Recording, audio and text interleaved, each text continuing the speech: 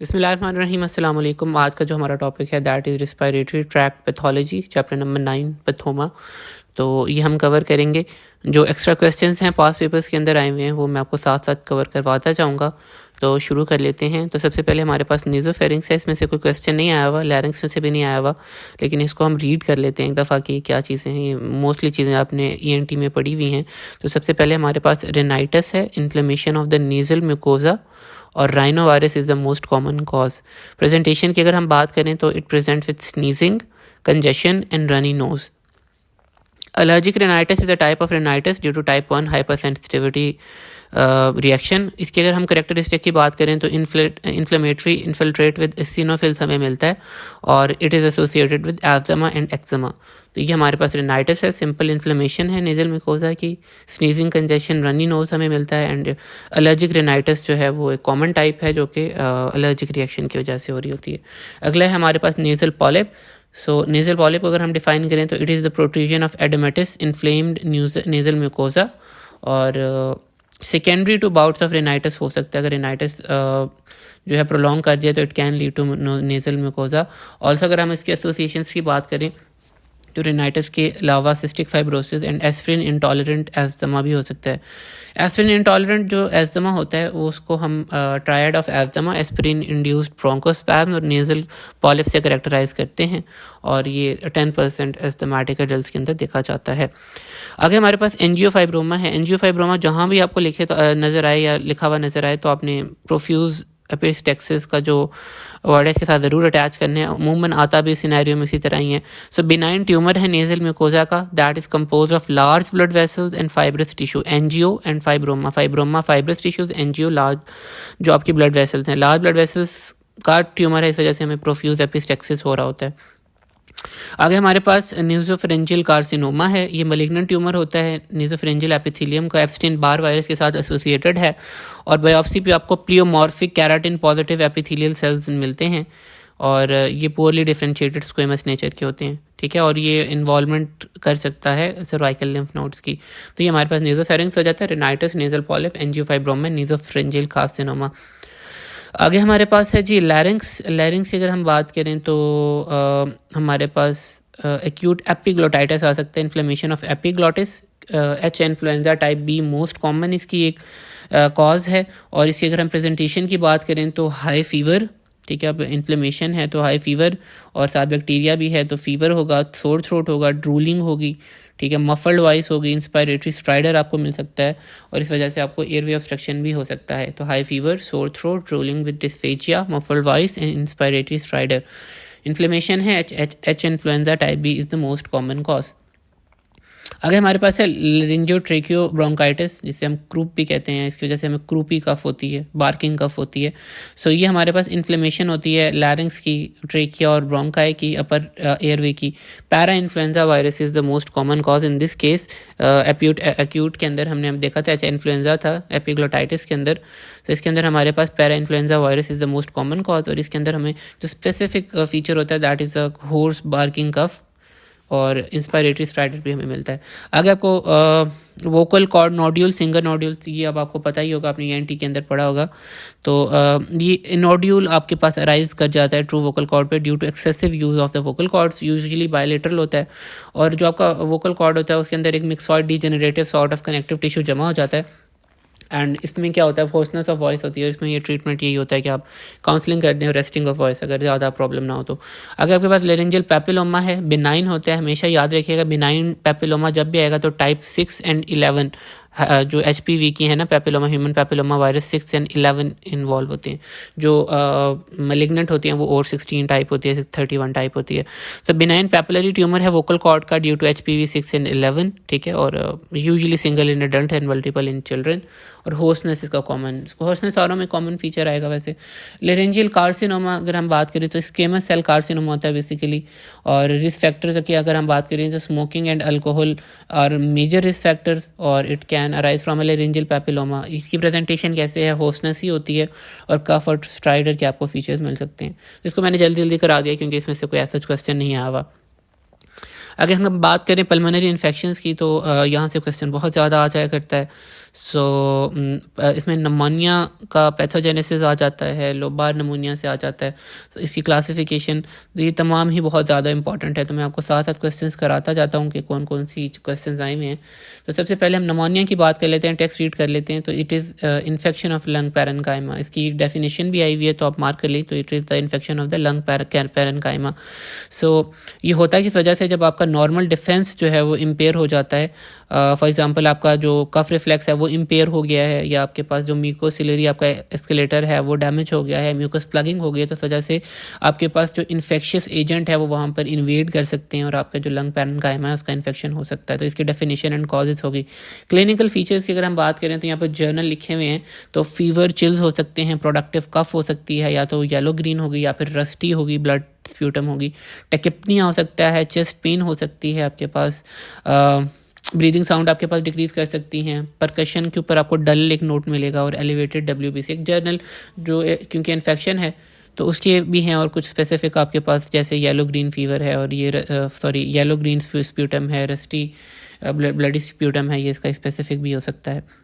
Diagnosis आपको अब पता ही होगा कि एक्सरे के ऊपर हम कर सकते हैं, या फिर हम स्प्यूटम का कल्चर करा सकते हैं, ग्राम स्टेन करा सकते हैं, या फिर हम ब्लड कल्चर करा सकते हैं कि हमारे पास कौन सा जो ऑर्गेनिज्म है वो इन्वॉल्व हो रहा है। सो आगे हमारे पास पैटर्न्स हैं जो कि दिए गए हैं। तो टाइप्स भी पूछ लेते हैं वैसे नमोनिया की। तो हमारे पास जो यहाँ पर टाइप्स इस तरह नहीं लिखे हुए, हमें पैटर्न्स लिखे हुए हैं।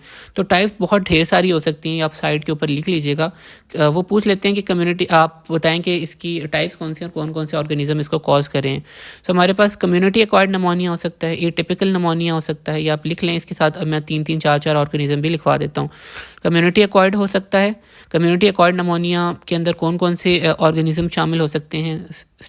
स्टेप नमोनी, H इन्फ्लुएंजा, मोरक्सेला कैटरालिस और स्टेफ ओरियस, ये 4 ऑर्गेनिज्म कम्युनिटी एक्वायर्ड, ये पहली टाइप होगी। दूसरी एटिपिकल नमोनिया, ये हम पैटर्न्स के अंदर भी डिस्कस करेंगे। तो इसके अंदर आप नमोनी के अंदर आप लिख सकते हैं माइकोप्लाज्मा नमोनी और क्लमीडिया स्पीशीज कर रहे थे एटिपिकल नमोनिया। और एटिपिकल नमोनिया में वायरस भी कुछ इन्वॉल्व होते हैं, इन्फ्लुएंजा वायरस इन्वॉल्व होता है और RSV वायरस भी इन्वॉल्व होता है। इसी तरह नोजोकॉमियल जो नमोनिया होता है, तो वो जो हॉस्पिटल एक्वायर्ड नमोनिया होता है वो भी एक टाइप है इसकी। तो उसके अंदर ग्राम नेगेटिव रॉड्स और स्टेफ ओरियस आपको नोजोकॉमियल जो नमोनिया करवा रहा होता है। इसी तरह एस्पिरेशन नमोनिया भी होता है। एस्पिरेशन नमोनिया के अंदर हमारे पास एनारोबिक जो ओरल फ्लोरा होता है वो इन्वॉल्व होता है, और एरोबिक बैक्टीरिया भी इन्वॉल्व हो सकते हैं, लाइक बैक्टीरियाइडिस, फ्यूसोबैक्टीरियम, पेप्टोकोकस, ये इन्वॉल्व हो सकते हैं। इसके बाद आपके पास ये आप लिख लीजिएगा, आगे एस्पिरेशन नमोनिया पैटर्न्स के अंदर भी है। इसी तरह क्रॉनिक नमोनिया किस कंडीशंस के अंदर हो सकता है? ट्यूबरकुलस जो कंडीशंस होती हैं, ठीक है, माइकोप्लाज्मा, ट्यूबरकुलोसिस, इसी तरह एक्टिनोमाइसिस, नोकॉर्डिया, हिस्टोप्लाज्मा, कैप्सुलाटम, वो जो तमाम ग्रैनुलोमा फॉर्मेशन कर रहे थे मोस्टली, ठीक है, या क्रॉनिक लंग इन्फेक्शन कर रहे थे, तो वो इसके अंदर आ जाएंगे। इसी तरह आपके पास नेक्रोटाइजिंग नमोनिया भी होता है। नेक्रोटाइजिंग के अंदर आपके पास स्ट्रेप पायोजेनिस और स्टेफ ऑरियस, ठीक है, और आपके पास क्लैप्शियला नमोनी। तो ये आपके पास टाइप्स आ जाती हैं, community acquired pneumonia, atypical pneumonia, nosocomial pneumonia, aspiration pneumonia, chronic pneumonia and necrotizing pneumonia. तो ये आपके पास टाइप्स हैं। तो इसके अंदर आप ऑर्गेनिज्म मैंने आपको बताएं वो आप लिख सकते हैं, तो आपका क्वेश्चन ये अटैम्प्ट हो जाएगा। अगर हम पैटर्न्स की बात कर लेते हैं, तो पैटर्न्स के ऊपर पैटर्न्स में हमारे पास लोबार नमोनिया आ जाता है, ब्रोंको नमोनिया आ जाता है, इंटरस्टिशियल नमोनिया या एटिपिकल नमोनिया जिसे हम कहते हैं, एस्पिरेशन नमोनिया भी आ जाता है। एक क्वेश्चन आता है कि आप पैथोजेनेसिस बताएं नमोनिया की या लोबार नमोनिया की। तो पैथोजेनेसिस यहाँ पर ऐसा लिखी हुई नहीं है। अगर नमोनिया की आ जाए, लोबार नमोनिया की आ जाए, तो आपने यही लिखनी है। तो ये आप लोबार नमोनिया से ऊपर जगह है वहाँ लिख लें, साइड बॉक्स के ऊपर लिख लें कि सबसे पहले क्या होता है, आपके पास इन्फेक्शन होता है bacterial, it leads to neutrophil macrophage recruitment which helps to combat infection, ठीक है। सेकेंड पॉइंट लिख लें, when the infection becomes chronic, entire lobe is involved, toxic debris or suppurative material starts accumulating which leads to pus formation in the pleural cavity. Thus empyema and abscess formation occurs as a complication. So ये pathogenesis है कि सबसे पहले हमारे पास infection होता है, it leads to neutrophil macrophage recruitment which helps to combat the infection. Initially तो हमारा इन्फेक्शन हो रहा है तो उसको ट्रीट करने में न्यूट्रोफिल मैक्रोफेज जो है वो हेल्प करेंगे उसको मैनेज करने में। लेकिन जब क्रॉनिक हो जाता है तो तमाम लोब इन्वॉल्व हो जाता है, टॉक्सिक डिब्री और पस वगैरह जमा हो जाते हैं, तो एम्पाइमा और एब्सेस हो रही होती है कॉम्प्लिकेशन। तो ये इसका लोबार नमोनिया या फिर नमोनिया का आपके पास पैथोजेनेसिस है। ये क्वेश्चन आया हुआ इसलिए मैंने आपको यहाँ लिखवा दिया। इसके अलावा आपके पास लोबार नमूनिया शुरू कर लेते हैं हम। तो लोबार नमूनिया के अंदर आपके पास पता लग ही रहा है कि इंटायर लोब इन्वॉल्व है, consolidation of an entire lobe of lung. तो इसके अंदर कौन कौन से ऑर्गेनिज्म इन्वॉल्व होते हैं? स्टेप नमोनी हो सकता है, क्लेप्सियला नमोनी हो सकता है, और ग्रॉस इसके फेजेस होते हैं, 4 फेजेस हैं। तो ये आपने लिखने हैं, ये आ जाते हैं, ये बहुत रिपीट हुए हुए हैं ये 4 phases with microscopic and macroscopic features. तो आप इसका एक बॉक्स बना सकते हैं, उसके अंदर ही आप ये लिख लें। तो मैं आपको ये लिखवा देता हूँ, कुछ तो चीज़ें इसके अंदर लिखी हुई हैं, congestion, red hepatization, grey hepatization, resolution, phases लिखे हुए हैं, लेकिन इसके फीचर्स थोड़े से कम लिखे हुए हैं। तो ये आप नीचे एक बॉक्स बना लें। तो पहले बॉक्स के अंदर आप लिख लें 3 कॉलम्स, इस तरह 3 कॉलम्स बना लें और 4 आप इस तरह रोज़ बना लें। तो सबसे पहले हमारे पास कंजेशन के अंदर जो हमारे पास टाइमिंग होती है ये फर्स्ट 4 आवर्स के अंदर होता है, पहले 24 घंटों के अंदर। मैक्रोस्कोपिक जो इसके फीचर्स होते हैं वो आप लिख लें कि ये जो आपका अफेक्टेड लोब होता है वो रेड हो जाता है, हैवी हो जाता है and boggy. Affected lobe is red, heavy and boggy. Microscopic अगर हम फीचर्स की बात करें तो जैसे कि नाम से पता लग रहा है कि कंजेशन होगी, ठीक है। तो हमारे पास कंजेस्टेड वेसल्स मिलती हैं, डायलेटेशन ऑफ वेसल्स मिलती हैं, एडीमा मिलता है। तो ये आपके पास आपके माइक्रोस्कोपिक कैरेक्टरिस्टिक होते हैं कंजेशन के। इसके बाद आप अगला जो हमारे पास फेज़ है वो है रेड हेपेटाइजेशन। रेड हेपेटाइजेशन जैसे नाम से पता लग रहा है तो ये 2 से 3 दिन के बाद होती है, 2 से 3 दिन के अंदर अंदर हो रही होती है।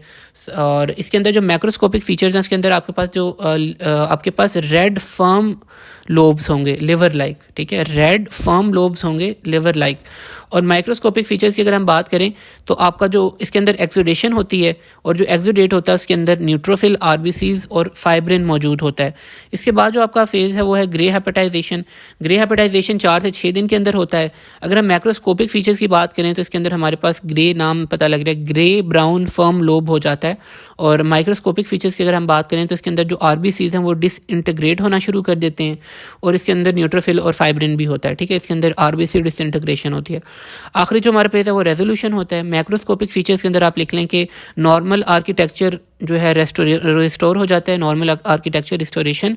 और माइक्रोस्कोपिक फीचर के अंदर हमारे पास इसके अंदर आपके पास एक्सुडेशन, बल्कि इसके अंदर आप लिख लें एंजाइम जो हैं वो एक्सुडेशन को डाइजेस्ट कर लेते हैं। तो ये आपके पास इसके माइक्रोस्कोपिक फीचर आ जाएगा कि एंजाइम जो हैं वो डाइजेस्ट एक्सुडेट।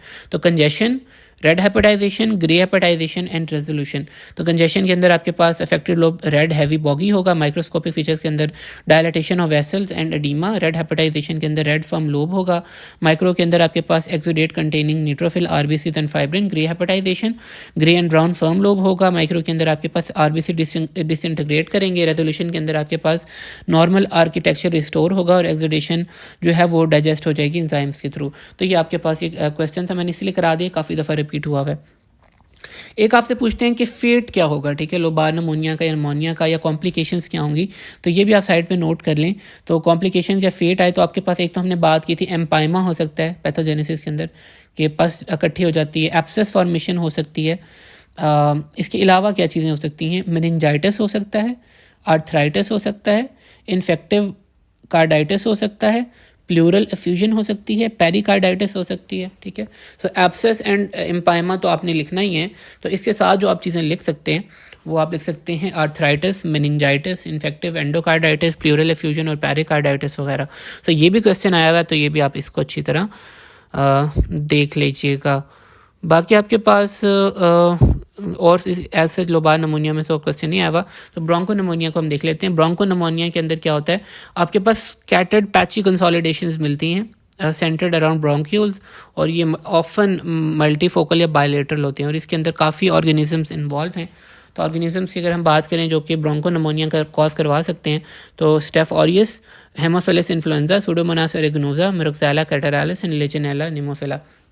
तो स्टेफ ऑरियस ये आपके तमाम जो ऑर्गेनिजम्स हैं ये ज़्यादातर वो आपके पास कम्युनिटी एक्वायर्ड वाले ही 3-4 तो वो हैं। तो बाकी आपके पास ब्रोंको नमोनिया के अंदर स्कैटर्ड पैची कंसोलिडेशन आ जाती है। इसके क्वेश्चन तो नहीं आया हुआ बट एज आप याद कर लें।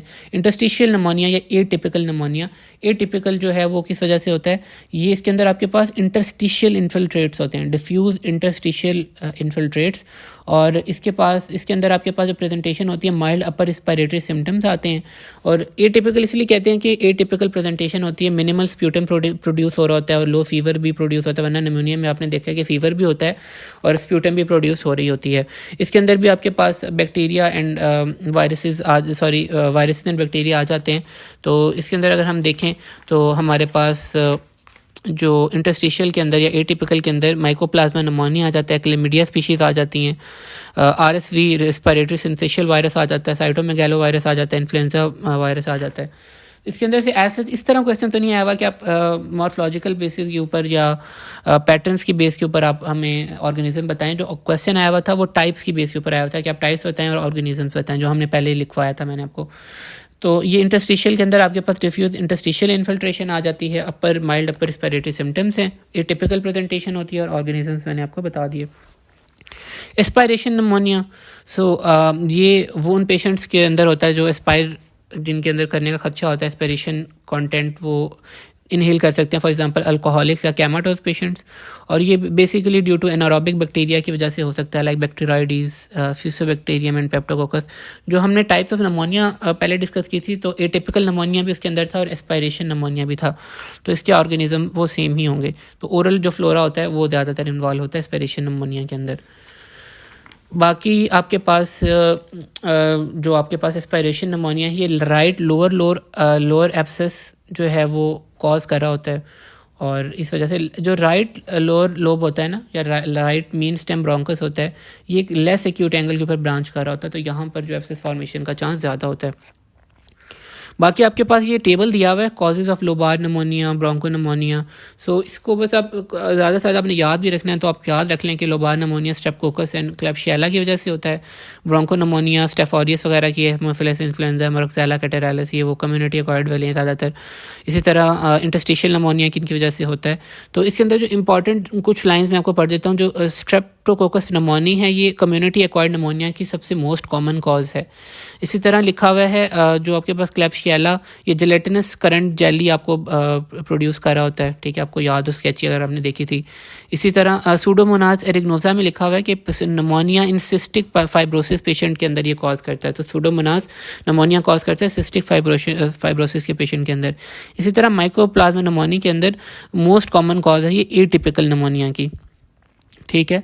और बाकी अगर तो रीड करना चाहें तो कर लें, पर इसके अंदर कोई इतनी इंपॉर्टेंट चीज़ नहीं है। क्वेश्चन आया हुआ था कि आप ये बताएं कि 3 इंपॉर्टेंट कॉजेज़ बताएं पल्मोनरी इन्फिल्ट्रेट, 3 ऐसे कॉजेज़ बताएं जिसकी वजह से आपको पल्मोनरी इन्फिल्ट्रेट हो सकते हैं। तो इसके अंदर आप 3 कॉजेज़ बताएंगे, बैक्टीरियल, फंगल और वायरल।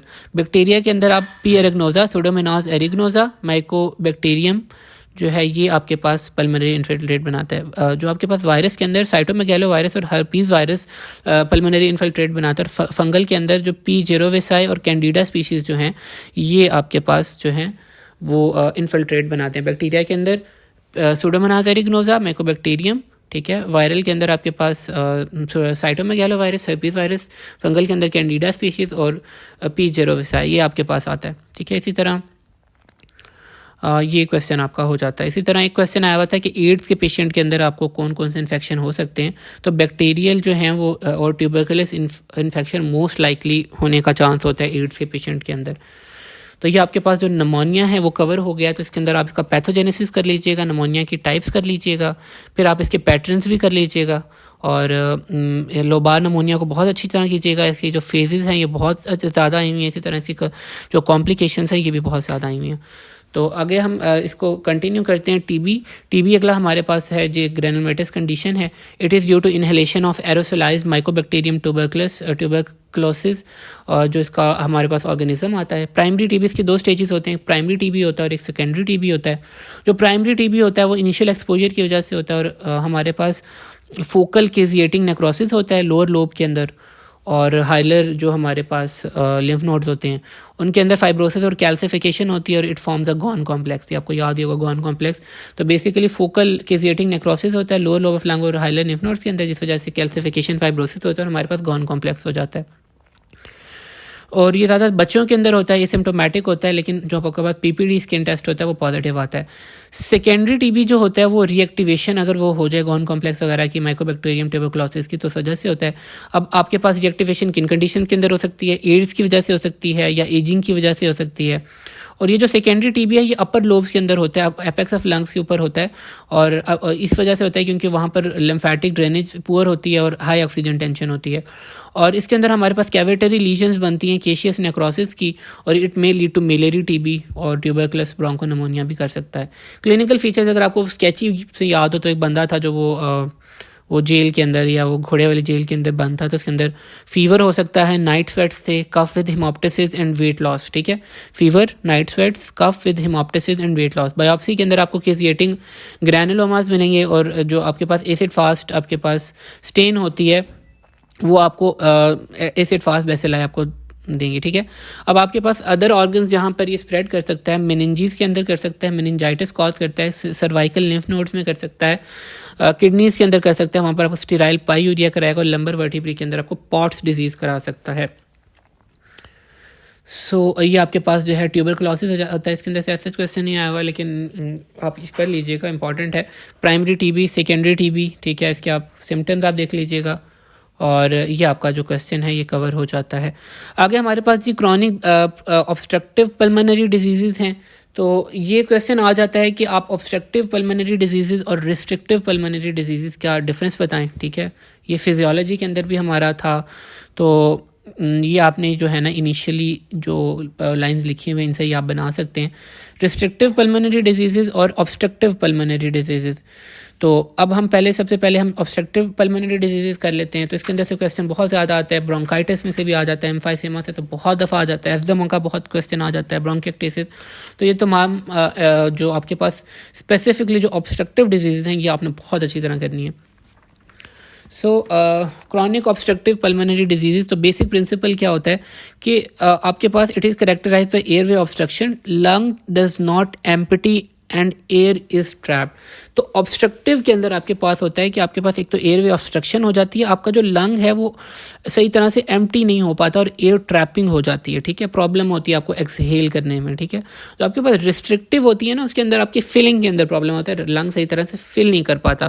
तो ये आपने याद रखना है कि क्रॉनिक जो ऑब्स्ट्रक्टिव पल्मोनरी डिजीज़ है, ये ऑब्स्ट्रक्टिव कॉजेज़ होते हैं, उसके अंदर आपका जो लंग है उसके अंदर एयर ट्रैप हो जाती है। तो अब इसके अंदर फीचर्स देख लेते हैं, ये आपका डिफरेंस भी बन जाता है और आपकी एग्जांपल्स के साथ। तो इसको अगर हम डिफाइन करें, characterised by reduction in air flow. आपके पास जो शॉर्टनेस ऑफ ब्रेथ आती है और आपके पास एक्सहेलिंग के अंदर प्रॉब्लम आ रहा होता है। ठीक है, तो air will remain inside the lung after full expiration. तो ये आप इसकी डेफिनेशन यहाँ से भी लिख सकते हैं, ये वाली आसान है, बल्कि group of diseases characterised by airway obstruction, lung does not empty and air is trap.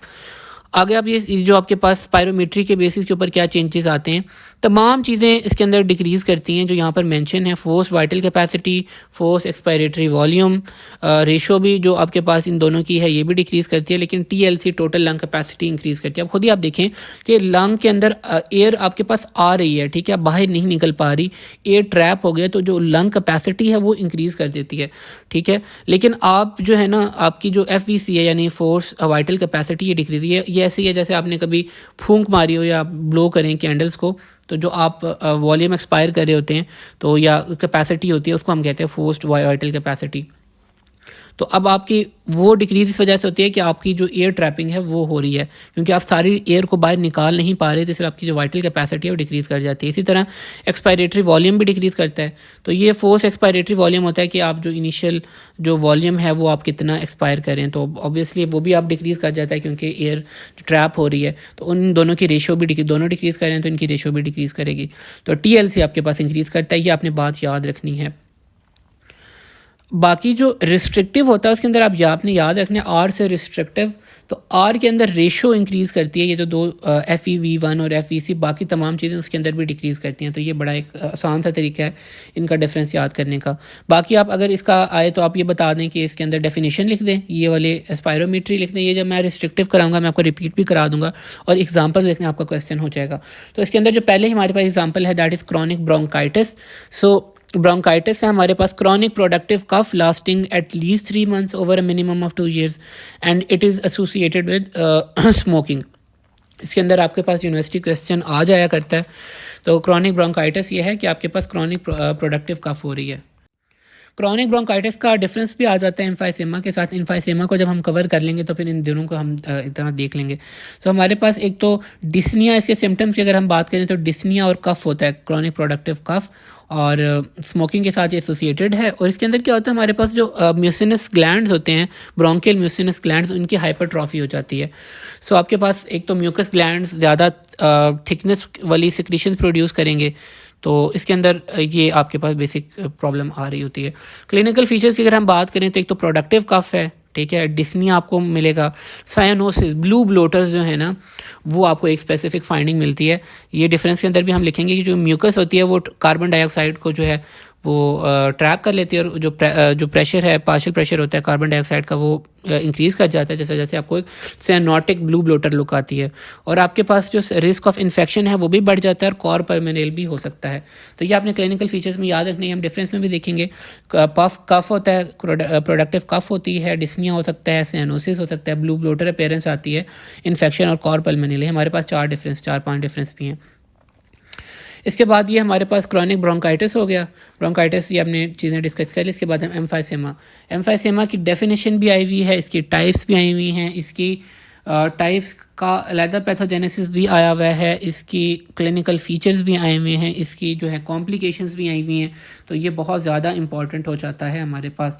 तो ये हमारे पास एम्फाइसेमा डिस्ट्रक्शन ऑफ एल्वियोलर ए सैक्स, अगर आपने इसकी डेफिनेशन लिखनी हो तो यहाँ साइड पे लिख लें कि it is abnormal permanent enlargement of air spaces distal to terminal bronchioles accompanied by destruction of their walls.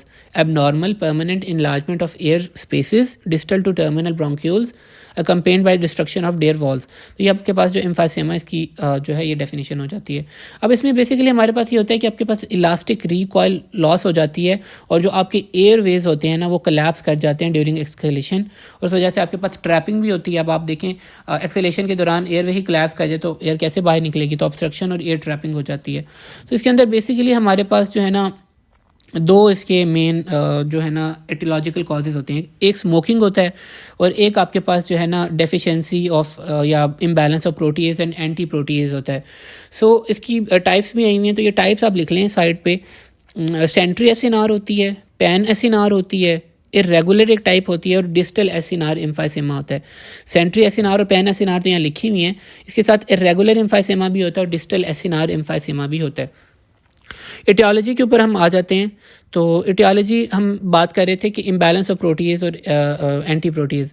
अब नॉर्मली जब लंग के अंदर इन्फ्लेमेशन होती है तो आपके पास प्रोटीएज रिलीज़ होते हैं, ठीक है, बाय न्यूट्रोफिल एंड मैक्रोफेजेस, लेकिन वो उनकी रिस्पांस के अंदर हमारे पास अल्फा-1 एंटीट्रिप्सिन निकलता है जो आपके पास प्रोटीएज को न्यूट्रलाइज कर देता है। अगर आपके पास एक्सेस इन्फ्लेमेशन हो जाए या फिर अल्फा-1 एंटीट्रिप्सिन की कमी हो जाए या डिस्ट्रक्शन हो जाए तो फिर आपके पास जो एल्वियोलर सैक्स इनका डैमेज हो जाता है। ये आपने बायोकेमिस्ट्री में भी शायद पढ़ा हो। इसके साथ स्मोकिंग भी है, स्मोकिंग भी कॉज करता है। स्मोकिंग जो है वो आपके पास इन्फ्लेमेशन कॉज कराता है और उस वजह से आपको एम्फाइसेमा हो जाता है। ये बात आपने याद रखनी है कि जो आपके पास स्मोकिंग है ये सेंट्री एसिनार एम्फाइसेमा कॉज करती है, और जो आपके पास अल्फा-1 एंटीट्रिप्सिन डेफिशिएंसी है ये आपके पास पैन एसिनार करती है। तो एक क्वेश्चन ये आता है कि स्मोकिंग कैसे आपको सेंट्री एसिनार जो है वो एम्फाइसेमा कॉज करती है, इसका पैथोजेनेसिस बताएं। या आप लिख लें कि जो टोबैको स्मोक है it induces inflammation with accumulation of neutrophil, macrophages and lymphocyte in lungs. Elastases, cytokines and oxidants are released which cause epithelial injury and proteolysis of extracellular matrix.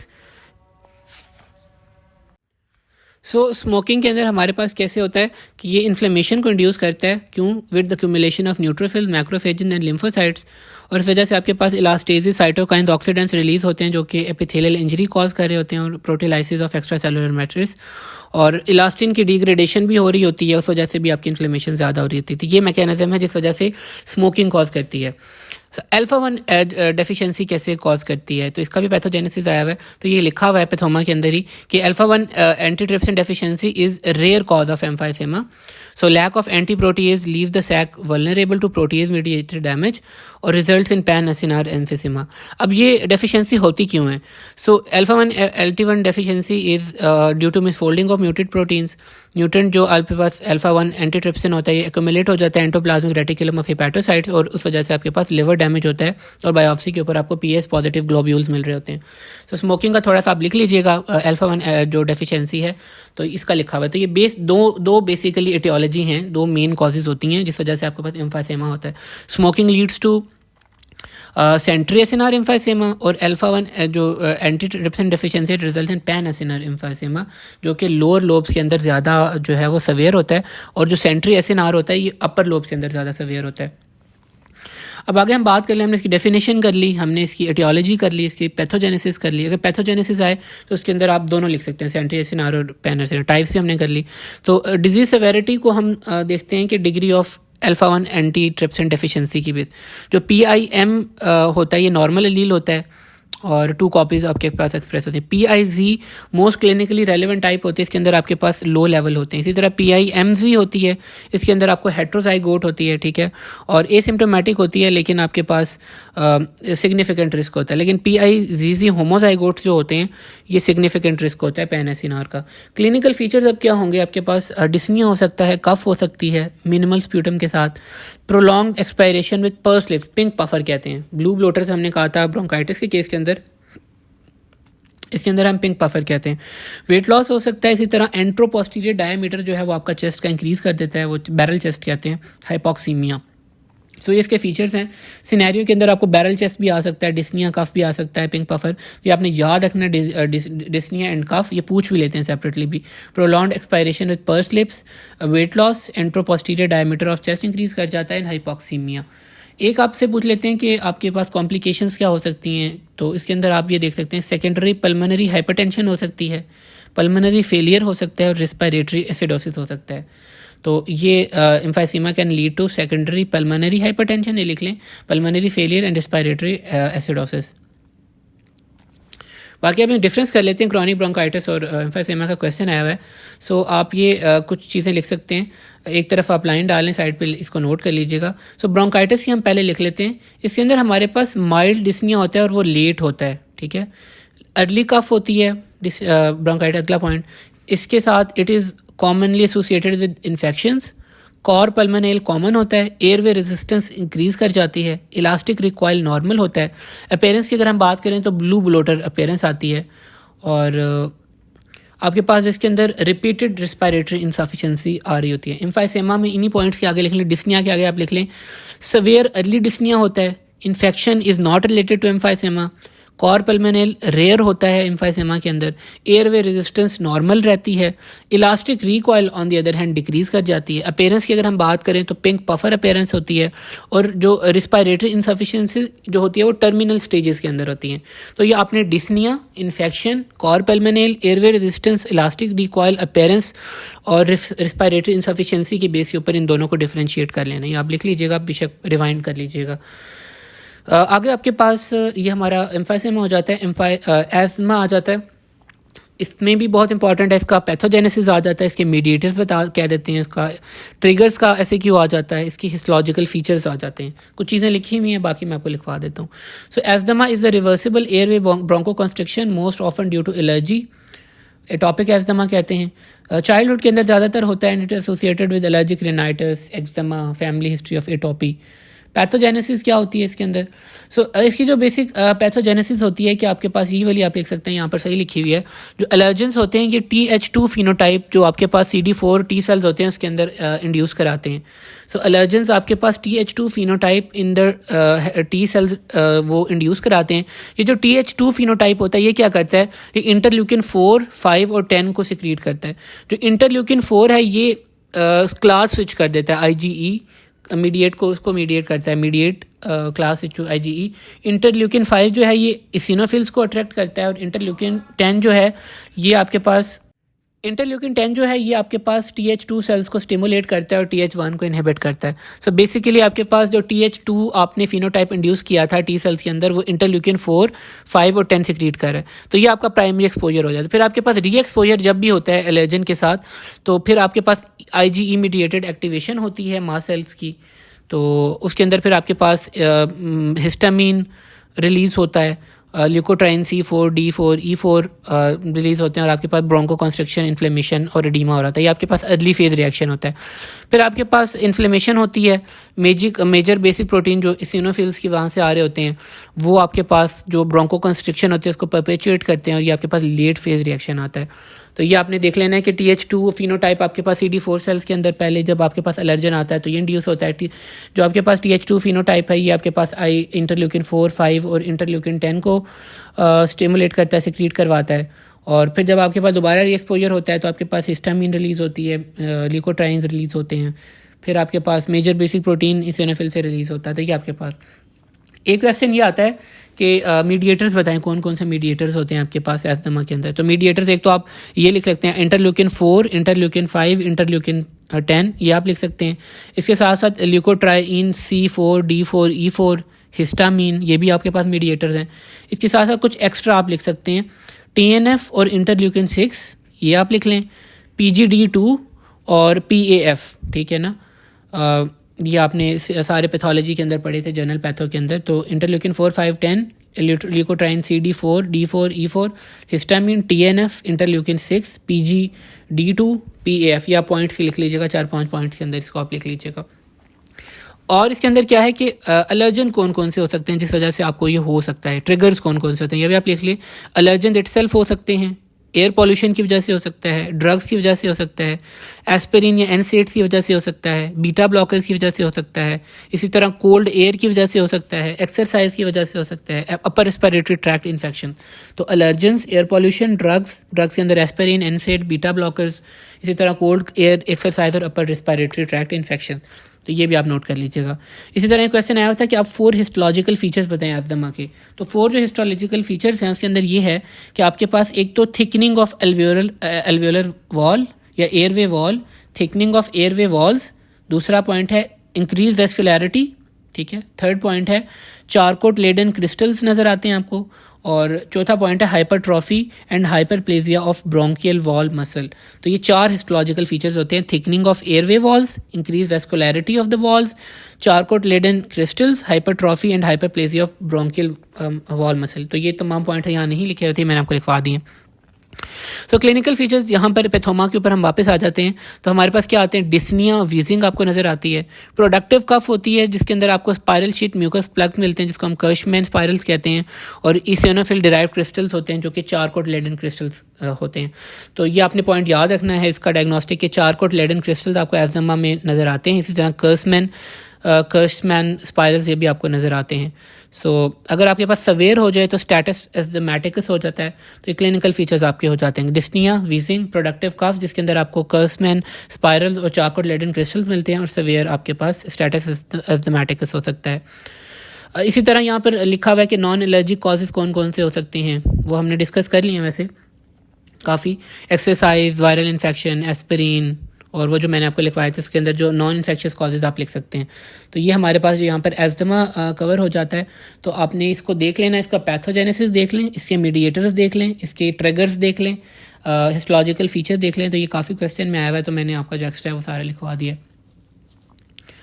आगे अब हमारे पास आता है ब्रोंकिएक्टेसिस। इसके अंदर भी यूनिवर्सिटी क्वेश्चन आ जाता है, इसके अंदर इटियोलॉजी पूछ लेते हैं, ठीक है। तो bronchiectasis is defined as permanent dilatation of bronchioles and bronchi and loss of air tone result in air trapping. Bronchi और जो है ना वो जो ब्रोंक्यूल्स हैं वो आपके पास डायलेट कर जाते हैं, एयर वे टोन आपकी मेंटेन नहीं रह पाती और आपके पास जो एयर है वो एक्सेल नहीं हो पा रही होती। तो अब इसके कॉजेज़ क्या क्या हो सकते हैं, तो ये आप लिख लें, सिस्टिक फाइब्रोसिस हो सकते हैं, कार्टेगनर सिंड्रोम हो सकता है। इसी साथ ये तो यहाँ 2 लिखी हुई हैं, इसके एक्स्ट्रा अगर आप लिखना चाहें तो SLE हो सकता है, नेक्रोटाइजिंग निमोनिया हो सकता है। तो ये 2 एक्स्ट्रा लिख लें, सिस्टिक फाइब्रोसिस, कार्टेगनर सिंड्रोम, इसके साथ साथ SLE, नेक्रोटाइजिंग निमोनिया। अगले पेज के ऊपर भी कुछ चीज़ें लिखी हुई हैं, tumour, foreign body, necrotising infection, allergic bronchopulmonary aspergillosis. तो ये तमाम इसके ब्रोंकिएक्टेसिस के अंदर फीचर्स आ जाते हैं। क्लिनिकल फीचर्स क्या आते हैं, जो सिनेरियो आता है ना ब्रोंकिएक्टेसिस का, वो इस तरह आया हुआ था कि 55 ईयर ओल्ड मेल था और स्मोकर था, उसको क्रॉनिक कफ थी 3 साल से, और उसका एक फाउल स्मेलिंग स्प्यूटम था विद ग्रीनिश स्पेक्स। और ये आपने बताना था कि कौन सी कंडीशन है। फाउल स्मेलिंग जो स्प्यूटम है it is characteristic of bronchiectasis, cough, dyspnoea and foul smelling sputum. Complication की अगर हम बात करें, hypoxaemia, cor pulmonale and secondary, amyloidosis. उसमें इसने ये भी पूछा हुआ था कि ऑर्गेनिज्म कौन सा इन्वॉल्व है। सो इसके अंदर क्लेब्शियला उसने आंसर लिखा हुआ था। तो अगर कोई बैक्टीरिया अगर आपको इसके रिलेटेड आए तो आप इसमें क्लेब्शियला लिख सकते हैं। सो आपके पास इसकी एटियोलॉजी का क्वेश्चन आया हुआ था, वो मैंने आपको बता दिया। Cystic fibrosis, Kartagener syndrome, SLE, necrotizing infections, tumour, foreign body, allergic aspergillosis वगैरह। बाकी क्लिनिकल फीचर्स के अंदर जिसका स्पेसिफिक पॉइंट है that is foul smelling sputum. आगे हमारे पास रिस्ट्रिक्टिव डिजीज आ जाती है। मैंने आपको बताया था कि रिस्ट्रिक्टिव और ऑब्स्ट्रक्टिव का डिफरेंस आता है। तो रिस्ट्रिक्टिव में क्या होता है कि आपके पास फिलिंग ऑफ लंग के अंदर प्रॉब्लम होता है। उसके अंदर आपके पास था कि आपके पास एयर ट्रैप और इसी एक्सेलेशन के अंदर प्रॉब्लम आता है। इसके अंदर आपके पास प्रॉब्लम आता है फिलिंग के अंदर। तो इसके अंदर आर से याद कर लें, मैंने आपको पहले शायद बताया था, रिस्ट्रिक्टिव आर के अंदर जो रेशियो होती है ना FEV1 और FVC की, वो इंक्रीज़ करती है, बाकी सबको डिक्रीज़ कर रहा है। TLC भी डिक्रीज़ कर रहा है, FEV1 भी डिक्रीज़ कर रहा है, इंडिविजुअल फोर्स वाइटल कैपेसिटी भी डिक्रीज़ कर रही है। तो डेफिनेशन लिखें, ये स्पायरोमीट्री वाले फीचर्स लिख दें और उसके बाद आप एग्जांपल लिख लें। जो पीछे हमने तमाम डिजीज़ पढ़ी वो ऑब्स्ट्रक्टिव के अंदर की एग्जांपल्स आ जाएंगे, जो अब हम पढ़ेंगे रिस्ट्रिक्टिव की एग्जांपल आ जाएगी। तो ये आपका क्वेश्चन यहाँ पर हो जाता है।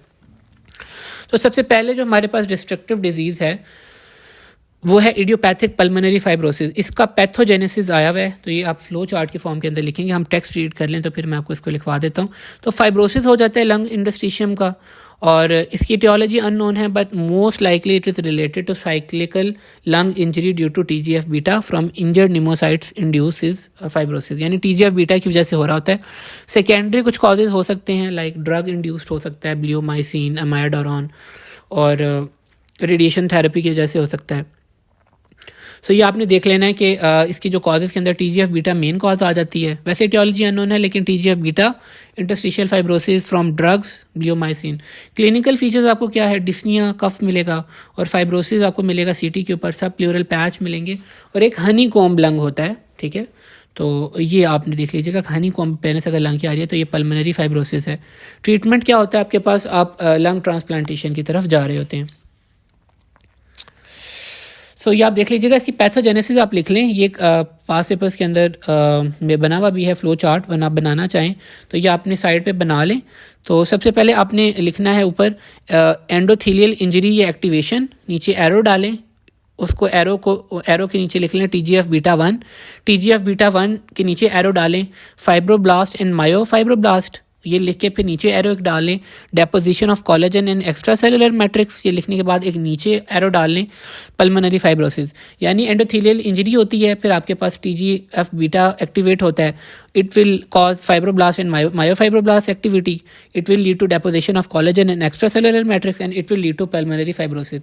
जो आपने TGF बीटा लिखा है ना, उसकी लेफ्ट साइड के ऊपर एक एरो डालें और वहाँ लिखे रिड्यूस टीलोमेरेज, उसका एरो ऊपर लेके जाएं टीलोमेरेज शॉर्टनिंग, और एक और ऊपर एरो डाल के आप लिखें सेनेसेंस एंड अपोप्टोसिस, और उसको आप लिंक कर दें एपिथेलियल इंजरी के साथ। सो TGF बीटा 1 एक तो फाइब्रोसिस करा रहा था, एक ये क्या करता है कि टीलोमेरेज शॉर्टनिंग कराता है, रिड्यूस टीलोमेरेज। उससे क्या होता है, टीलोमेरेज शॉर्टनिंग हो जाती है, शॉर्टनिंग की वजह से एक अपोप्टोसिस और सेनेसेंस हो जाता है, और ये भी एंडोथेलियल जो है ना इंजरी करवा रहा होता है। तो ये आपने इसको लिंक कर लेना है।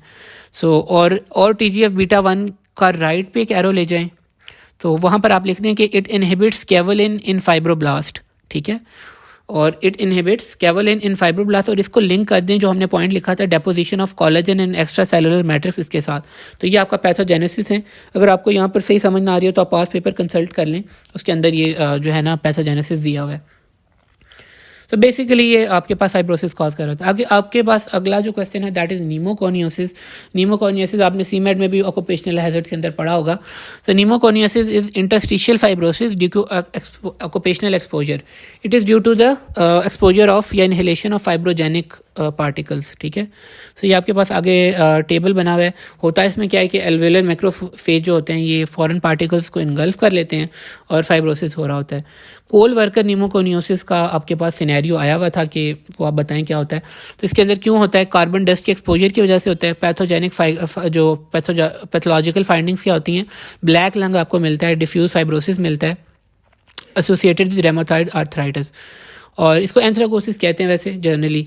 इसी तरह सिलिकोसिस के अंदर आपको याद होगा स्नोस्टॉर्म अपीयरेंस हमने पढ़ा था कि सिलिकोसिस के अंदर होती है। सिलिका की वजह से सैंड ब्लास्टर्स के अंदर होती है, फाइब्रोटिक नोड्यूल्स बनते हैं अपर लोब्स के अंदर, और सिलिका जो है टीबी का रिस्क बढ़ा देता है। इसी तरह बेरिलोसिस लिखा हुआ है, ये बेरिलियम माइनर्स के अंदर होता है, नॉन कैजेटिंग ग्रैनुलोमास बनते हैं। इसी तरह एस्बेस्टोसिस है, ये भी इसके अंदर आपको याद होगा कि ग्राउंड ग्लास अपीयरेंस होती है, तो ये एस्बेस्टोस वर्कर्स के अंदर, कंस्ट्रक्शन वर्कर्स, शिपयार्ड वर्कर्स के अंदर होता है। फाइब्रोसिस हो जाता है इसके अंदर, और इसके अंदर और भी था फ्यूजन वगैरह हो जाती है, और ये लंग कार्सिनोमा और मेसोथेलियोमा का जो रिस्क है वो बढ़ा देता है, ठीक है। और इसके अंदर आपको एक तो ग्राउंड ग्लास अपीयरेंस मिलती है और एस्बेस्टोस बॉडीज़ मिलती हैं, इसकी स्पेसिफिक फाइंडिंग होती है। तो ये एस्बेस्टोस इज रिलेटेड टू मेसोथेलियोमा, इसको हम आखिर के अंदर डिस्कस भी करेंगे। तो ये हमारे पास जो है ना नीमोकोनियोसिस यहाँ पर हो जाता है। क्वेश्चन इसमें से कोल वर्कर नीमोकोनियोसिस का आया हुआ है, सो ये आप देख लीजिएगा। इसके बाद हमारे पास जो अगली रिस्ट्रिक्टिव डिजीज है that is sarcoidosis. So it is a systemic disease characterised by non caseating granulomas in multiple organs. Non caseating granulomas बन रहे हैं, एटियोलॉजी अननोन है, लेकिन लाइकली ड्यू टू CD4+ जो हेल्पर सेल्स T सेल्स होते हैं, तो उनका रिस्पॉन्स होता है अननोन एंटीजेंस के ख़िलाफ़। सो CD4T हेल्पर मीडिएटेड जो है ना, ये एक रिस्पॉन्स है। अब ये लोकेशंस की हम बात कर रहे थे, तो ज़्यादातर ये हाइलर लिम्फ नोड्स और लंग्स को इन्वॉल्व करते हैं, leading to restrictive lung disease.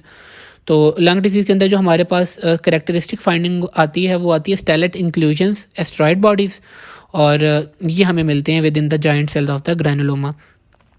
So other जो कॉमन साइट्स हैं वो यूविया हो सकता है, स्किन हो सकता है, सिलेवरी लैक्रिमल ग्लैंड्स हो सकता है।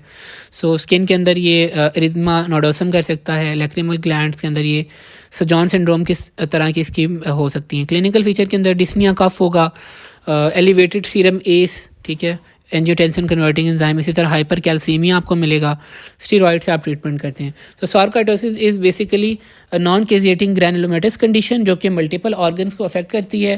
CD4T+ सेल्स, CD4+ जो हेल्पर T सेल्स होते हैं उनका रिस्पॉन्स होता है एलर्जिक, जो भी एलर्जन होता है नॉन एंटीजन के खिलाफ, एंटीजन के खिलाफ होता है। और मोस्ट कॉमनली लंग्स के अंदर हाइलर लिम्फ नोड्स और लंग हाइलर लिम्फ नोड्स और लंग को ये अफेक्ट कर रहा होता है, leading to restrictive lung disease. और करेक्टरिस्टिक इसके अंदर एस्ट्रॉइड बॉडीज या स्टेलेट इंक्लूजन मिलते हैं ग्रैनुलोमास के अंदर। बाकी जो हैं जगह यूविया, स्किन, वो इन्वॉल्व हो सकते हैं। हाइपर कैल्सीमिया और एलिवेटेड एंजियोटेंसिन कन्वर्टिंग एंजाइम इसकी क्लिनिकल फीचर्स हैं। क्वेश्चन नहीं आया हुआ, बट बहरहाल आगे आपके पास है हाइपर सेंसिटिविटी न्यूमोनाइटिस। ये भी ग्रैनुलोमेटस रिएक्शन है to inhaled organic antigen, for example pigeon breeders lung, इसको हम फॉर एग्जांपल इसके अंदर कंसिडर कर सकते हैं। तो granulomatous reaction to inhaled organic antigens, presentation fever, cough हो सकता है, डिस्निया वगैरह हो सकता है। तो ये आपके पास जो है ना रिस्ट्रिक्टिव डिजीज़ हो गई। तो ये आप याद कर लीजिएगा, इसके अंदर फाइब्रोसिस आ सकता है, आपके पास नीमोकोनियोसिस हो सकता है, सार्कोइडोसिस हो सकता है। अगर हमारे पास क्वेश्चन है पल्मोनरी हाइपरटेंशन का, सो हमने कार्डियक पैथोलॉजी कवर कर लिया, तो आप वहाँ से इसका थोड़ा कॉन्सेप्ट ले सकते हैं। तो पल्मोनरी हाइपरटेंशन क्या है कि जो आपके पास पल्मोनरी सर्किट है उसके अंदर आपके पास हाई प्रेशर है। So mean arterial pressure greater than 25 millimetre of mercury अगर हो जाए, तो फिर आपके पास जो पल्मोनरी सर्किट के अंदर हम कहते हैं कि ज़्यादा प्रेशर है और पल्मोनरी हाइपरटेंशन की तरफ जा रहा है। अब होता है क्या है इसके अंदर, characterised by atherosclerosis of pulmonary trunk, या स्मूथ मसल हाइपरट्रॉफी हो जाए, इंटिमल फाइब्रोसिस हो जाए। सो ये आपके पास कैरेक्टरिस्टिक्स हैं कि atherosclerosis of the pulmonary trunk हो जाए, स्मूथ मसल हाइपरट्रॉफी हो जाए, या इंटिमल फाइब्रोसिस। अब होता क्या है कि जब भी आपके पास ये तमाम कंडीशंस होती हैं तो राइट वेंट्रिकुलर हाइपरट्रॉफी हो जाती है और इवेंचुअली कॉर पल्मोनल हो जाता है। अब पल्मोनरी हाइपरटेंशन है, आपके पास रेजिस्टेंस इंक्रीज कर गई है ड्यू टू हाइपरट्रॉफी की वजह से, या फाइब्रोसिस की वजह से, या एथेरोस्क्लेरोसिस की वजह से। तो आपका जो राइट वेंट्रिकल है उसको ज़्यादा फोर्स से कॉन्ट्रैक्ट करना पड़ता है, तो जैसे आपको राइट वेंट्रिकुलर हाइपरट्रॉफी हो जाती है। तो इसकी प्रेजेंटेशन ऐसी आती है, या तो एक्सर्शनल डिस्निया होगा या फिर राइट साइडेड फेलियर भी हो सकता है। इसकी दो टाइप्स होती हैं, प्राइमरी होती है, सेकेंडरी होती है। जो प्राइमरी होती है ना, उसके अंदर हमारे पास ज़्यादातर फीमेल्स इन्वॉल्व होती हैं, और हमारे पास एटियोलॉजी अननोन है, बट बेसिकली जो हमारे पास म्यूटेशंस होती हैं BMPR2 जीन की, वो हो रही होती हैं, और उस वजह से आपकी प्रोलिफरेशन होती है वैस्कुलर स्मूथ मसल्स की। सेकेंडरी जो कॉज हो सकता है जिसकी वजह से आपको पल्मोनरी हाइपरटेंशन हो सकता है, यानी पल्मोनरी सर्किट के अंदर आपके पास ज़्यादा प्रेशर हो सकता है, हाइपोक्सीमिया, ठीक है। तो हाइपोक्सीमिया एक कॉज हो सकती है, COPD, या कोई इंट्रिंसिक प्रॉब्लम है आपके पास लंग्स का, COPD या इंटरस्टिशियल लंग डिजीज़ हो सकती है, या आपके पास पल्मोनरी सर्किट के अंदर ब्लड ही ज़्यादा आ रहा है, फॉर एग्जांपल हार्ट डिजीज़ हो गई, या लेफ़्ट हार्ट कोई डिजीज़, लेफ़्ट हार्ट के अंदर कोई मसला हो गया है, या फिर आपके पास पल्मोनरी एम्बोलिज्म के साथ भी ये प्रॉब्लम हो सकती है। सो या तो आपके पास इंट्रिंसिक लंग का कोई मसला हो गया है, like COPD, interstitial fibro lung disease हो गई है, या फिर आपके पास कोई जो है ना हार्ट का मसला हो गया, जिस वजह से आपके पास बैक फ्लो आ रहा है और आपका जो पल्मोनरी सर्किट है वो इंगॉज हो रहा है। तो ये आपके पास बेसिकली पल्मोनरी हाइपरटेंशन है, high pressure in pulmonary circuit greater than 25 millimetre of mercury, related to atherosclerosis, hypertrophy and intimal fibrosis, इसके कैरेक्टरिस्टिक्स हैं, और राइट वेंट्रिकल हाइपरट्रॉफी हो जाती है। 2 टाइप्स हैं। अब हम बात करते हैं respiratory distress syndrome. Acute ARDS आया हुआ है, acute respiratory distress syndrome and neonatal respiratory distress syndrome. ARDS का क्वेश्चन आया हुआ है, इसका पैथोजेनेसिस भी आता है और इसकी जो clinical disorders related with ARDS इसका क्वेश्चन भी आता है। So acute respiratory distress syndrome, इसको हम डिफाइन कर लेते हैं। It is diffuse damage to alveolar capillary interface. Pathogenesis के अंदर आप यही वाले पॉइंट लिख सकते हैं। कुछ एक एक्स्ट्रा चीज़ें हैं वो मैं आपको बता देता हूँ। तो पैथोजेनेसिस आपने कैसे लिखना है, इसके अंदर सबसे पहले तो आप ये लिख लें कि diffuse damage to alveolar capillary interface, and इस वजह से आपको leakage of protein rich fluid हो जाता है। It leads to oedema that combines with the necrotic cells and forms hyaline membrane. ठीक है, तो बेसिक तो हमारे पास ये डिफ्यूज डैमेज होता है एल्वियोलर कैपिलरी इंटरफेस का, जिस वजह से हमारे पास प्रोटीन रिच फ्लूइड की एक्सुडेशन हो जाती है, एडीमा हो जाता है, और एडीमा के साथ जब ये डैमेज सेल मिलते हैं तो हाइलिन मेम्ब्रेन बन जाती है एल्वेलाई के अंदर। अब ये लंग डैमेज होता क्यों है, तो ये आप साथ ही लिख लें इसके कि lung damage due to imbalance between the pro inflammatory and anti inflammatory mediators. The lung damage basically is due to the imbalance between the pro inflammatory and anti inflammatory mediators. इसके अंदर क्या होता है, this includes increase interleukin 8, interleukin 1 and TNF। ठीक है, तो इस वजह से आपकी जो एंडोथेलियल जो एक्टिवेशन है वो हो रही होती है, इस वजह से आपके पास डैमेज हो रहा होता है। तो interleukin 8, interleukin 1 and TNF leads to endothelial activation. दूसरा आपके पास जो है ना जो लंग डैमेज का पॉइंट आता है, ये नीचे लिखा हुआ है कि activation of neutrophil induces protease and free radical mediated damage leading to destruction of type 1 and type 2 pneumocytes. तो हमारे पास बेसिकली डैमेज आता है एल्वियोलर इंटरफेस का, प्रोटीन रिच एक्सुडेशन होती है, वो कंबाइन करती है तो हमारे पास मेम्ब्रेन बनती है। लंग डैमेज का आप लिख लें कि क्यों होता है, इंटरल्यूकिन 8, 1 और TNF की वजह से आपके पास एंडोथेलियल एक्टिवेशन होती है। और ऑल्सो जो न्यूट्रोफिल्स हैं ये भी बड़े इंपॉर्टेंट है इसके पैथोजेनेसिस में। Activation of neutrophil it induces protease and free radical mediated. तो ये आप मिला के ना एक पैथोजेनेसिस साइड पे सेपरेट करके इसको लिख लें, वरना इन्हीं पॉइंट्स के साथ आप नोट कर लें तो ये आपका पैथोजेनेसिस हो जाएगा। क्लिनिकल फीचर्स की अगर हम बात करें तो hypoxaemia and cyanosis with respiratory distress होगा, और आपको जो white out on chest X ray आपको एक फीचर मिलेगा, तो हाइपोक्सीमिया एंड साइनोसिस। बाकी आपके पास एक क्वेश्चन आया कि clinical disorders related with ARDS, यहाँ पर कुछ मेंशन किए हुए हैं सेप्सिस इन्फेक्शन वगैरह, लेकिन हम इसको ना बेहतर तरीके से लिख लेते हैं क्योंकि 2 दफ़ा क्वेश्चन आया हुआ है। तो हमारे पास एक तो जो clinical disorders related with RDS में 2 हेडिंग्स होंगी मेन, डायरेक्ट लंग इंजरी और इनडायरेक्ट लंग इंजरी। तो एक आप मेन हेडिंग डालें डायरेक्ट लंग इंजरी, उसके अंदर 2 सब हेडिंग्स आएंगी, common cause and uncommon cause. तो डायरेक्ट लंग इंजरी सब हेडिंग कॉमन कॉज के अंदर आप लिख लें pneumonia, aspiration of gastric contents. Uncommon cause की आप सब हेडिंग डालें, इसके अंदर आप लिख लें pulmonary contusion, fat embolism, near drowning, inhalation injury and reperfusion injury. अब आपकी जो दूसरी हेडिंग थी इनडायरेक्ट इंजरी, उसकी कॉमन कॉज के अंदर आप लिख लें सेप्सिस, ट्रॉमा, शॉक। अनकॉमन के अंदर आप लिख लें pancreatitis, drug overdose, transfusion and uraemia वगैरह। तो ये आपके पास क्लिनिकल डिसऑर्डर्स रिलेटेड ARDS है। डायरेक्ट लंग इंजरी, उसके अंदर कॉमन कॉजेज़ में pneumonia, aspiration of gastric content. Uncommon causes के अंदर पल्मोनरी कंट्यूजन, फैट एम्बोलिज्म वगैरह।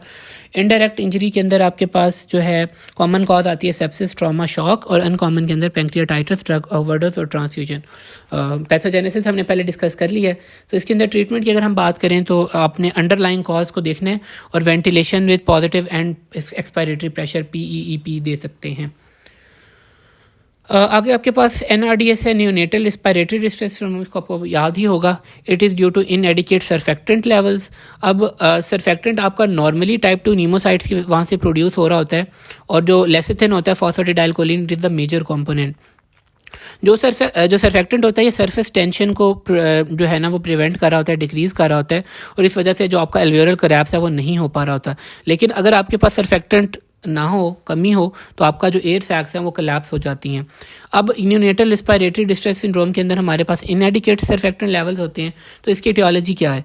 या तो प्री मैच्योर बर्थ हो जाए, सिजेरियन डिलीवरी हो, या मैटरनल डायबिटीज़।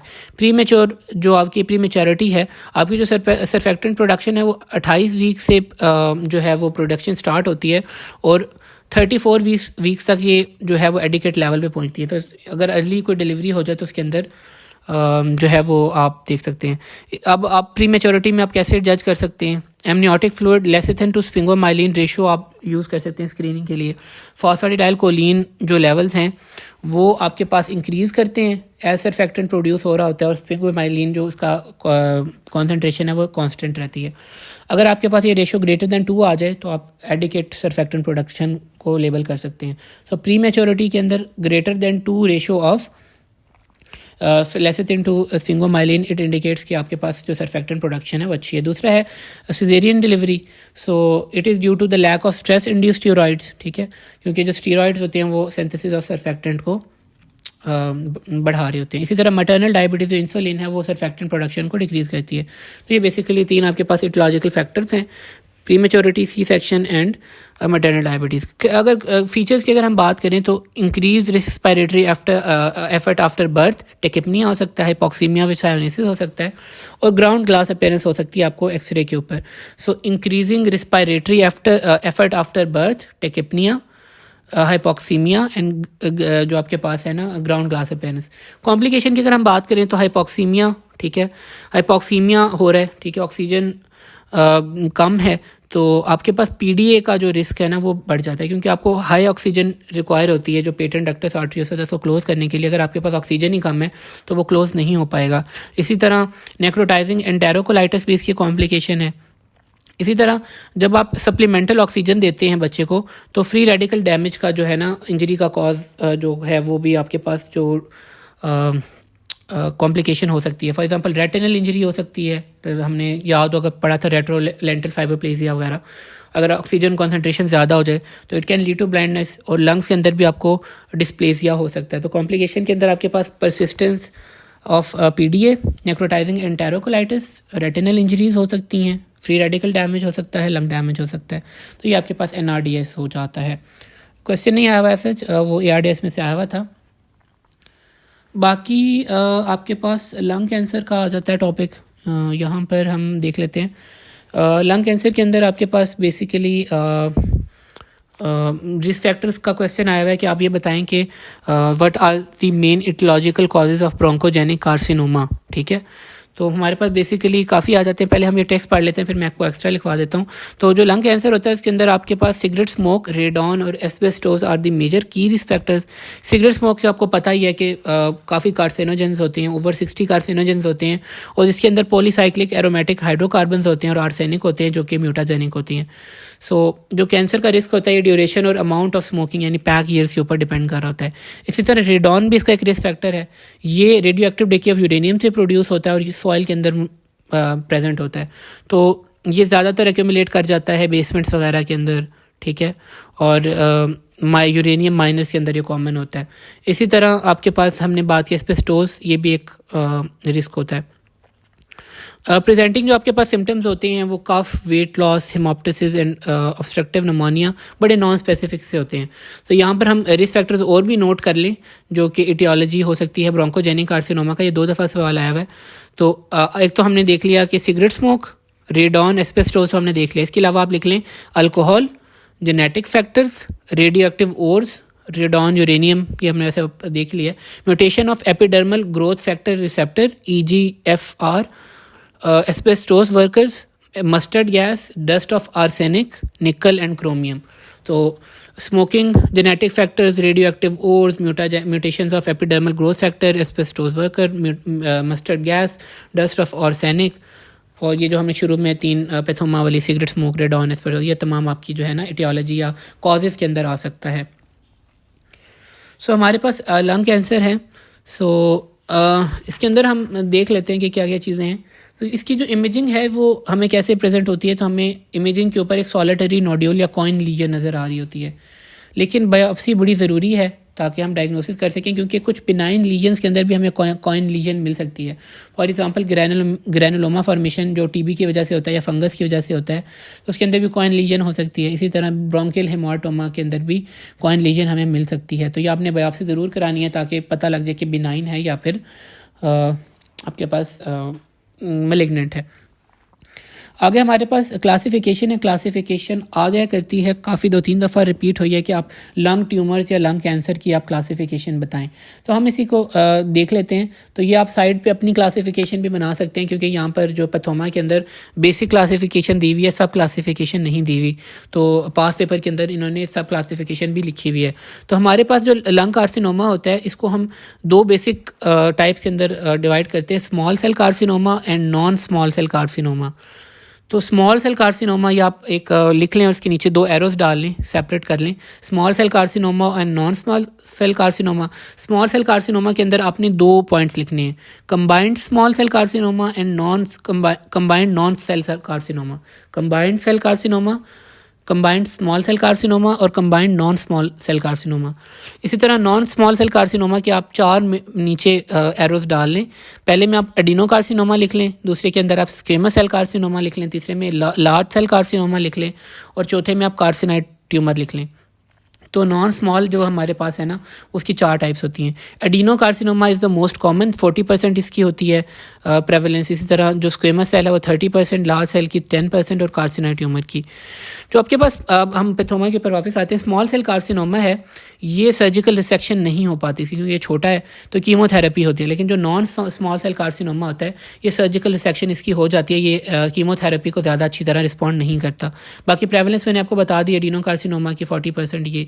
अब हम जो है ना वापस अपनी डायग्राम की तरफ आ जाते हैं, जो मैं आपको लिखवा रहा था। सो हमने 4 कॉलम बनाए थे, adeno carcinoma, squamous cell carcinoma, large cell carcinoma and carcinoid. इसकी आप सब टाइप भी लिख लें, पास पेपर में भी लिखे हुए, आप यहाँ भी लिख लें।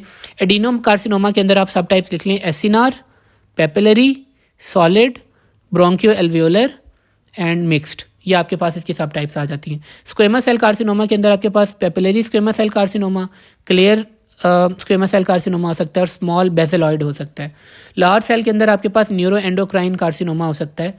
कार्सिनाइड ट्यूमर के अंदर 2 टाइप्स होती हैं, टिपिकल और एटिपिकल।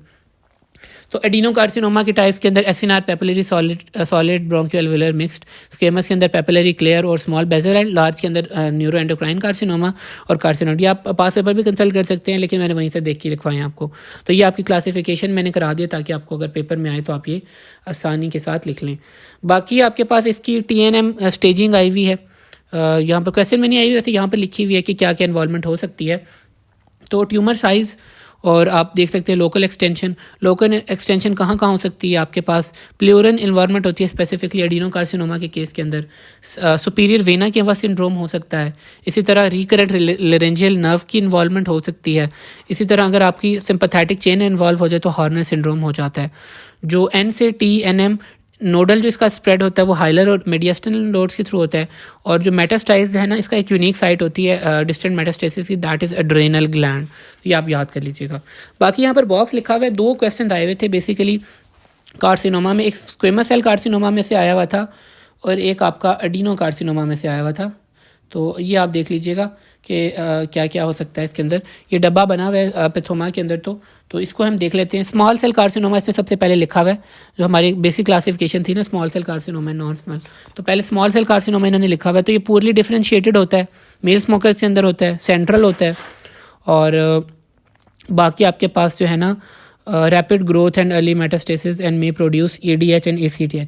एक क्वेश्चन आया हुआ था कि आप ये बताएं कि स्मॉल सेल कार्सिनोमा के associated paraneoplastic syndrome, 4 paraneoplastic syndromes associated with small cell carcinoma. तो ये आप लिख लें, यहाँ पर कुछ तो लिखे हुए हैं, Eaton Lambert syndrome, paraneoplastic, ADH and ACTH, कुछ आप और लिख लें। ये क्वेश्चन 2-3 दफ़ा आया हुआ है कि neoplastic syndrome associated with small cell carcinoma, ये आप लिख लें। एंडोक्राइन के अंदर आपके पास कशिंग डिजीज़ आ सकती है, SIADH आ सकता है, ठीक है, इनएडिक्वेट ADH हार्मोन इसके अंदर जो है ना वो प्रोड्यूस हो रहा होता है। इसी तरह एक्रोमेगली हो सकती है। न्यूरोलॉजिकल के अंदर आपके पास लैम्बर्ट ईटन सिंड्रोम हो सकता है, एनसेफेलाइटिस हो सकता है, सेरिब्रल डीजेनरेशन हो सकती है, और आपके पास जो है ना रेटिनल ब्लाइंडनेस हो सकती है। ये आप देख लें, एंडोक्राइन के अंदर आपके पास कशिंग डिजीज़ हो सकती है, SIADH हो सकता है, एक्रोमेगली हो सकती है, और न्यूरोलॉजिकल के अंदर आपके पास लैम्बर्ट ईटन सिंड्रोम हो सकता है, एंसेफेलाइटिस हो सकती है, सेरिब्रल हो सकती है, रेटिनल। तो 4-5 आपको ज़रूर याद होने चाहिए। तो ये क्वेश्चन आया हुआ था। आगे आपके पास आया स्क्वेमस सेल कार्सिनोमा। इसका सिनेरियो ऐसे आता है कि 65 ईयर ओल्ड स्मोकर मेल है, ठीक है, उसको कफ, हेमोप्टाइसिस और चेस्ट पेन है। तो आप बताएं कि इसके अंदर क्या प्रॉब्लम आ रहा है। तो ये आपने याद रखना है कि मेल स्मोकर्स के अंदर अगर कोई ट्यूमर आ रहा है तो वो स्क्वेमस सेल कार्सिनोमा आ रहा है। इसकी कैरेक्टरिस्टिक हिस्टोलॉजी क्या है? कैराटिन पर्ल्स या इंटरसेलुलर ब्रिजेस होते हैं, सेंट्रल लोकेशन होती है, और ये मे प्रोड्यूस PTH RP यानी PTH रिलेटेड पेप्टाइड। अगला आपके पास एडिनो कार्सिनोमा है। एडिनो कार्सिनोमा का जो सिनेरियो आया हुआ था इस तरह आया हुआ था कि 55 year old non smoker woman है, वो फीवर कफ के साथ प्रेजेंट की है, आपके पास ब्रीदिंग साउंड डिक्रीज़ हुई हुई है और एक मैस आपको मिल रहा है अपर लोब के अंदर, और आपने बायोप्सी करवाई है तो आपको ट्यूमर विद ग्लैंडुलर पैटर्न मिल रहा है। तो ये आपने याद रखना है, एडिनो कार्सिनोमा ये ग्लैंडुलर पैटर्न होता है, ग्लैंड्स और म्यूसिन इन्वॉल्व होता है, और ये मोस्ट कॉमनली फीमेल्स के अंदर, मोस्ट कॉमन ट्यूमर है फीमेल्स के अंदर, ठीक है, non smoker and female smokers के अंदर, ठीक है। तो फीमेल का आएगा तो ज़्यादातर एडिनो कार्सिनोमा, और उसने ग्लैंडुलर का जिक्र कर दिया तो एडिनो कार्सिनोमा। इसकी जो लोकेशन होती है पेरिफेरल होती है, ठीक है, और कोई ऐसी एसोसिएशन नहीं है इसकी। अब हम लार्ज सेल कार्सिनोमा की बात कर लेते हैं। पूरली डिफरेंशिएटेड होता है, ठीक है, इसके अंदर कोई कैराटिन पल्स वगैरह नहीं होते, स्मोकिंग के साथ रिलेटेड है, सेंट्रल पेरिफेरल हो सकता है, प्रोग्नोसिस पुअर है। ब्रोंकियोअल्वेलर कार्सिनोमा है, ये हमने सब टाइप में लिखा था एडिनो कार्सिनोमा की। तो ये कोलोमिनर सेल्स होते हैं, स्मोकिंग के साथ रिलेटेड नहीं है, पेरिफेरल लोकेशन है। Carcinoid tumour on the other hand is well differentiated, और इसके अंदर आपको न्यूरो एंडोक्राइन सेल्स मिलते हैं, क्रोमोग्रेनिन पॉजिटिव होता है ये। तो हमने और इसके अंदर हमने देखना जो ये रिलेटेड नहीं होता स्मोकिंग के साथ, और बाकी सेंट्रल या पेरिफेरल होता है, और पॉलिप लाइक मैस बनाता है अगर सेंट्रल हो। तो मेटास्टेसिस हम देख रहे थे कि ब्रेस्ट और कॉलन कार्सिनोमा में मेटास्टाइज कर सकता है, और लोकेशन और ये आप कमेंट इसके देख लीजिएगा।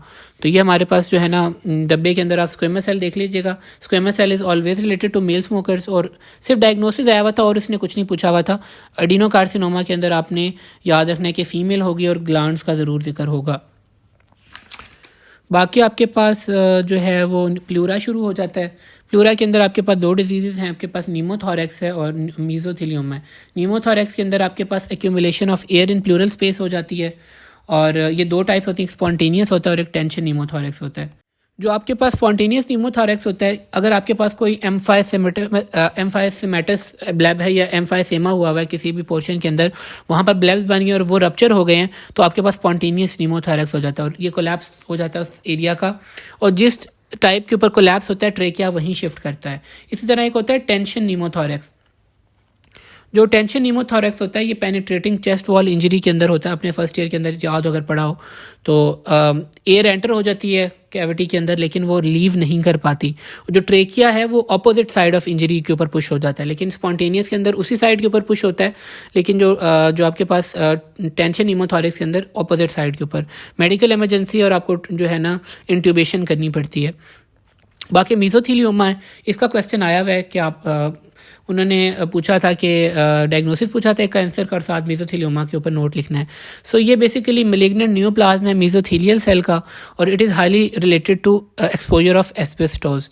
और इसकी क्या प्रेजेंटेशन होती है? Pleural effusion, dyspnoea and pain. कुछ और पॉइंट्स है वो मैं आपको लिखवा देता हूँ मीजोथेलियोमा के रिलेटेड, तो वो आप लिख लें कि mesothelioma it arises in parietal और visceral pleura related to occupational exposure of asbestos, ठीक है। दूसरा पॉइंट लिख लें, it is preceded by pulmonary fibrosis and plaque formation. तीसरा पॉइंट लिख लें, autopsy shows gelatinous layer of tumour.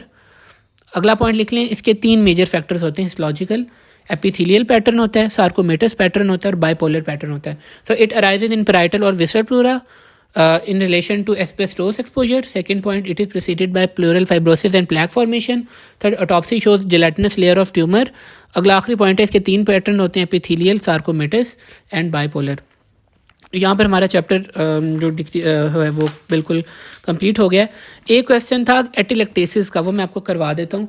एटिलेक्टेसिस यहाँ पर लिखा हुआ नहीं है, तो उन्होंने पूछा हुआ था कि ये क्या होता है, इसकी टाइप्स क्या होती हैं और पैथोजेनेसिस बताएं। ये आप लिख लें कहीं पर, किसी भी खाली जगह के ऊपर, थोड़ा बहुत लिखना पड़ेगा आपको। सो एटिलेक्टेसिस होता है loss of lung volume caused by इनएडिक्वेट expansion of air spaces. Loss of lung volume caused by इनएडिक्वेट expansion of air spaces. इसकी टाइप्स लिख लें, resorption एटिलेक्टेसिस, compression atelectasis and contraction atelectasis. Resorption, compression and contraction atelectasis are 3 main types. Pathogenesis के अंदर हमारे पास 2 चीज़ें main आती हैं, एक तो obstruction and chronic persistent infection, और दूसरा हमारे पास नेक्रोटाइजिंग इन्फ्लेमेशन होती है। तो ये आप लिख लें, पहली सब हेडिंग डालें पैथोजेनेसिस में, obstruction and chronic persistent infection. Pathogenesis में हमने ये लिखना है कि 2 मेन प्रोसेसेस अकर होते हैं। Number 1 is obstruction and chronic persistent infection.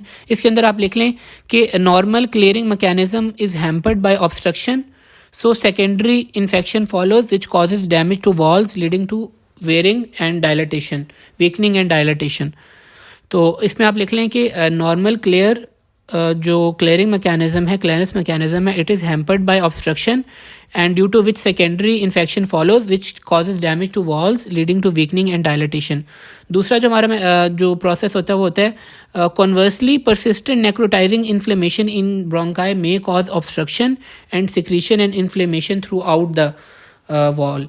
तो ये आपके पास बेसिकली ये होता है कि आपके पास लंग वॉल्यूम है वो आपके पास डिक्रीज हो जाता है due to inadequate expansion. Pathogenesis के अंदर एक तो आपके पास ऑब्स्ट्रक्शन हो जाती है, अगर ऑब्स्ट्रक्शन हो जाए तो फिर वहाँ पर इन्फेक्शन हो जाता है, तो उस वजह से आपको एटिलेक्टेसिस हो सकता है। दूसरा ये होता है कि आपके पास जो परसिस्टेंट जो नेक्रोटाइजिंग इन्फ्लेमेशन है वो भी होती है, उस वजह से आपके पास जो ऑब्स्ट्रक्शन हो सकती है, सिक्रेशन होती है और इन्फ्लेमेशन हो जाती है।